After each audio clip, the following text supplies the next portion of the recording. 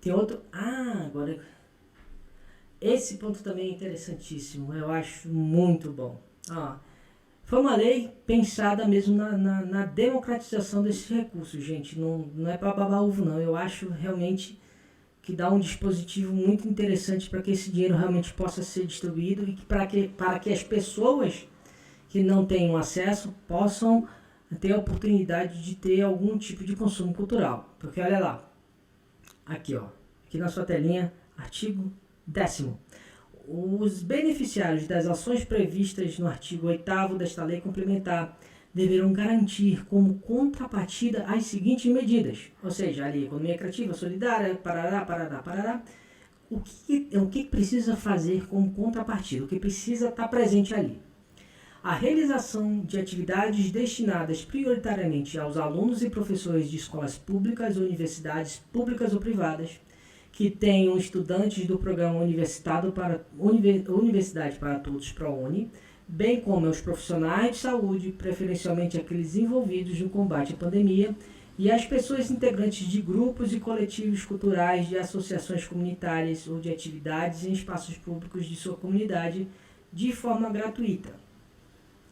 E 2. Sempre que possível, exibições com interação popular por meio da internet ou exibições públicas, quando aplicável, com distribuição gratuita de ingressos para os grupos referidos no inciso 1 deste caput em intervalos regulares. O que ele está dizendo é, façam que esse projeto que nós estamos aprovando, que você vai fazer, cheguem a universidades, a comunidades que não tenham tanto acesso ao consumo criativo e cultural, a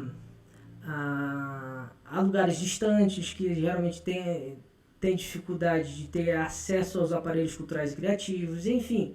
Façam que o projeto de vocês atinja as pessoas que nunca ou dificilmente vão ter acesso ao projeto de vocês. Então a gente dá o dinheiro para te ajudar, então ajude a outras pessoas também a consumirem um produto criativo cultural brasileiro.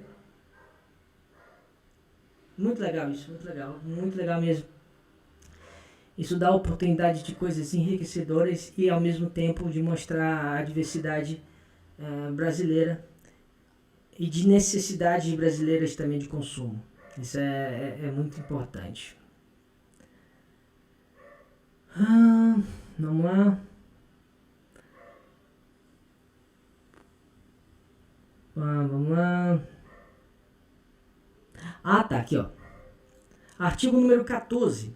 É vedado aos entes da federação utilizar os recursos provenientes dessa lei complementar para o custeio exclusivo de suas políticas e programas regulares de apoio à cultura e às artes, permitido suplementar com recursos oriundos desta lei complementar, editais, chamamentos públicos ou outros instrumentos e programas de apoio e financiamento à cultura já existentes nos estados, no Distrito Federal e nos municípios, desde que eles mantenham correlação com o disposto nesta lei complementar e que mantenham, com recursos de orçamento próprio, no mínimo, o mesmo valor aportado em edição anterior e desde que tais editais, chamamentos públicos ou outros instrumentos sejam devidamente identificados como tendo suplementação de recursos oriundos desta lei complementar.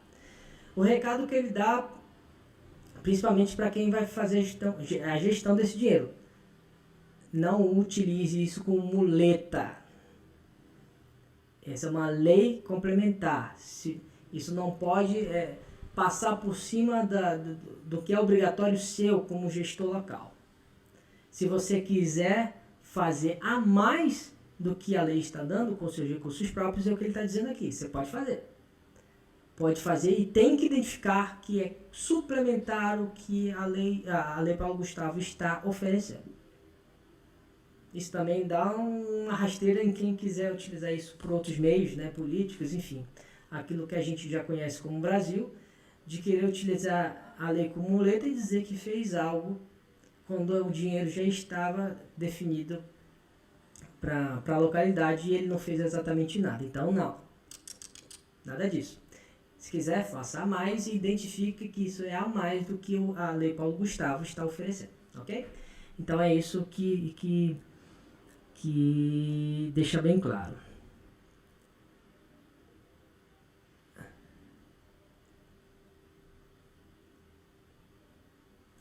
De novo, democratização e inclusão. Artigo número 17. Na implementação das ações previstas nesta lei complementar, os estados, o Distrito Federal e os municípios deverão assegurar mecanismos de estímulo à participação e ao protagonismo de mulheres, de negros, de indígenas, de povos tradicionais, inclusive de terreiro quilombolas, de populações nômades, de pessoas do segmento LGBTQIA+, de pessoas com deficiências e outras minorias, por meio de cotas, critérios diferenciados de pontuação, editais específicos ou qualquer outro meio de ação afirmativa que garanta a participação e o protagonismo desses grupos, observadas a realidade local, a organização social do grupo, quando aplicável, e a legislação relativa ao tema. Quase não saiu.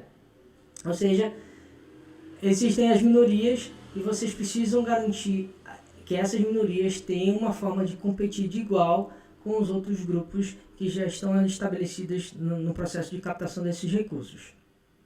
Que é muito comum ter dificuldade de captação, justamente por vários motivos que a gente já sabe, né? Então, esse artigo especificamente está dizendo isso. Dê oportunidade para que as minorias também possam colocar seus projetos e que eles possam estar lado a lado com todo mundo, tendo condições de aprovar os seus projetos e também fazer que as pessoas consumam os seus conteúdos criativos, ok? Vamos lá.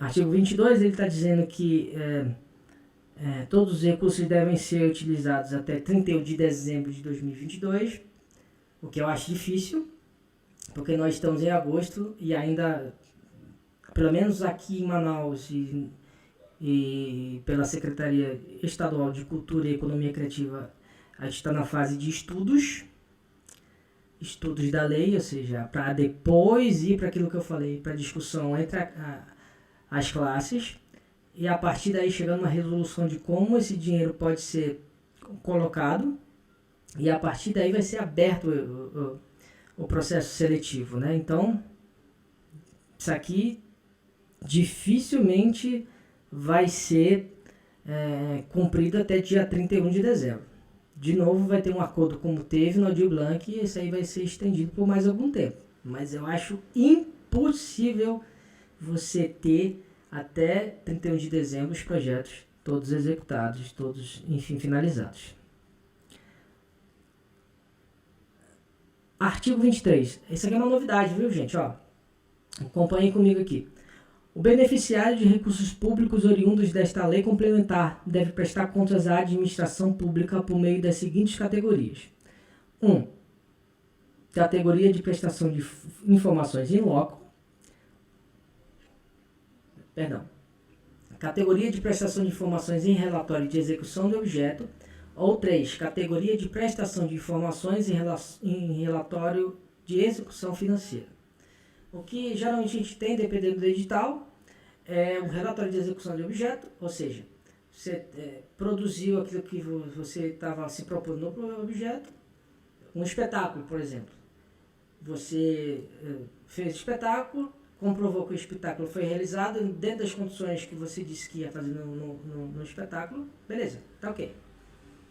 Você pode ter alguns editais, especialmente aqueles que são destinados a recursos indiretos, que são as leis, né? As leis de incentivo, como a Rouanet e tal. Então, você tem um relatório de execução financeira. Então, você tem que explicar centavo por centavo e comprovar centavo por centavo como esse dinheiro foi gasto. E agora ele está dando, além dessas duas, ele está dando pela Paulo Gustavo uma terceira opção, que são as análises em loco. Então, se você tem a possibilidade de ter um local de visualização permanente ou de acesso com uma duração maior e que puder ter uma avaliação em loco, ou seja, ver, comprovar, né, analisar, a Lei Paulo Gustavo também vai dar essa oportunidade. Mas não são todos os projetos, não são todos os toda forma, né, dizer, eu quero que você venha aqui ver como é que eu fiz o projeto. Não. Ele vai explicando abaixo aí, nos parágrafos, quais são as características de como uma prestação de informações em loco pode acontecer. Não é simplesmente fácil, não. Aí vai ter toda uma regulamentação nesse sentido. Mas existe uma terceira forma também, que aí vai ser definido como vai ser. Eu confesso que eu ainda, para mim ainda não ficou de fácil visualização de como essas três coisas vão funcionar na prática, né? Mas pela lei existe três formas diferentes de como você pode fazer essa prestação de contas, né? E aí, como vai ser definido isso, mais na frente a gente pode detalhar com mais detalhes. Detalhar com mais detalhes é boa, né? A gente pode detalhar com uma apuração maior, né? Mas pela lei existe essas três formas de como você pode prestar contas do seu produto, do seu serviço cultural criativo, ok? Então vamos lá. E aí, dependendo como for, você tem uma avaliação normal, aí a gente precisa deixar claro, né? A lei fala isso. Independente das três formas, você tem um avaliador, ele vai ver. Se está dentro daquilo que a gente entende como o produto criado e prestado, ou serviço prestado, ok, está aprovado. Se não, com ressalvas, se não, você vai prestar contas caso tenha detectado alguma irregularidade. Tá? Mas ele só dá, ele dá, na verdade, dá três formas de prestações de contas, prestação das informações do como você fez o seu projeto, ok?